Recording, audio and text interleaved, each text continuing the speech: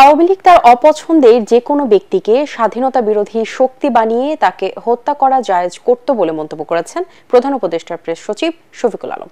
তিনি বলেন, বিশ্বের ইতিহাসের মধ্যে বড় ধরনের লুটপাট হয়েছে বাংলাদেশে।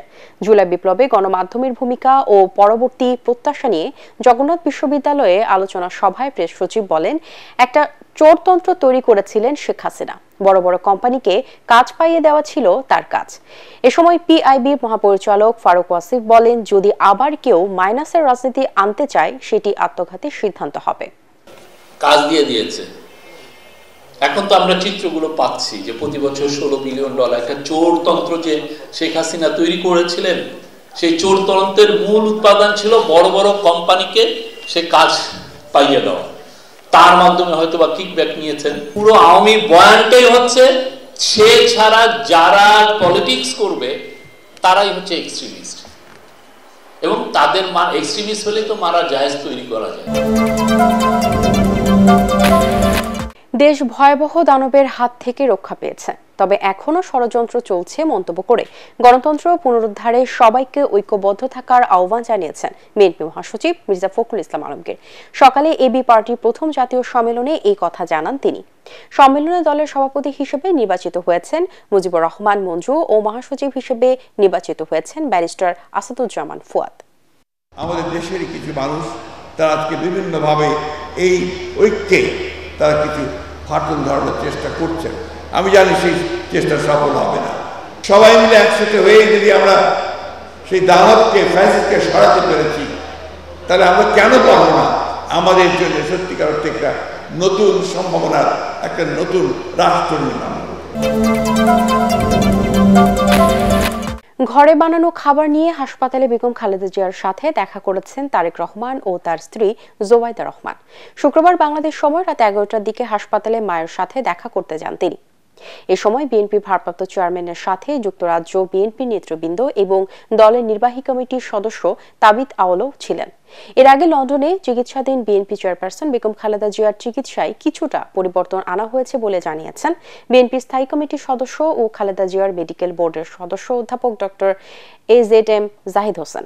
তিনি জানান, অধ্যাপক ডক্টর প্যাট্রিক কেনেডির অধীনে বেগম জিয়ার স্বাস্থ্য পরীক্ষা চলছে।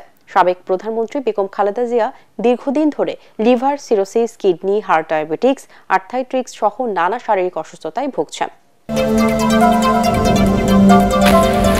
বেশ কিছু নিত্যপণ্য ও অত্যাবশ্যকীয় সেবার উপর ভ্যাট ট্যাক্স বৃদ্ধির ফলে সাধারণ মানুষের জীবন ধারণ আরও অসহনীয় হয়ে পড়বে, ব্যবসা বাণিজ্যেও বিরূপ প্রভাব পড়বে বলে আশঙ্কা প্রকাশ করেছেন বিএনপির সিনিয়র যুগ্ম মহাসচিব রুহুল কবির রিজভী। নয়াপল্টন কেন্দ্রীয় কার্যালয়ে সংবাদ সম্মেলনে তিনি বলেন, এর ফলে অন্তর্বর্তী সরকারের উপর ক্ষুব্ধ হয়ে জনগণ রাজপথে নামতে পারে।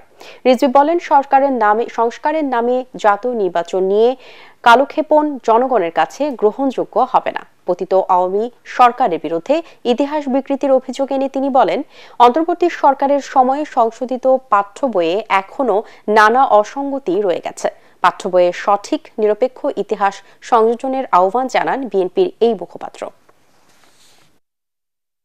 মরার উপর খাড়ার ঘা হিসাবে চলতি 2024-25 অর্থ বছরের মাঝপথে এসে শতাধিক পণ্য ও সেবার উপর মূল্য সংযোজন কর বা ভ্যাট এবং সম্পূরক শুল্ক বাড়িয়েছে সরকার।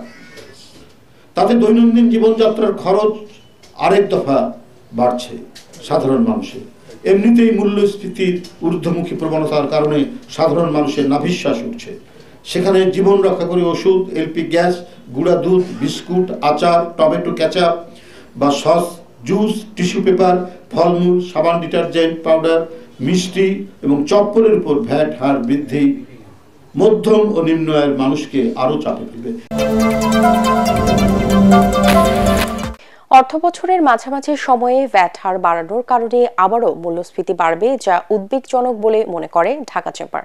এতে কম আয়ের মানুষের উপর চাপ বাড়বে জানিয়ে সংগঠনের সভাপতি তাসকিন আহমেদ বলেন, সংকটকালীন সময় হঠাৎ করে আলোচনা ছাড়া এমন হঠকারী সিদ্ধান্তে পিছিয়ে পড়বে শিল্প খাত। সমসাময়িক অর্থনীতি নিয়ে ঢাকা চেম্বার আয়োজিত সংবাদ সম্মেলনে তিনি বলেন, ব্যবসায়ীরা বছরের জন্য কর্মপরিকল্পনা করেন। হঠাৎ করে আলোচনা ছাড়া ভ্যাট বাড়ানোর এমন সিদ্ধান্তে পিছিয়ে পড়বে দেশের ব্যবসা খাত।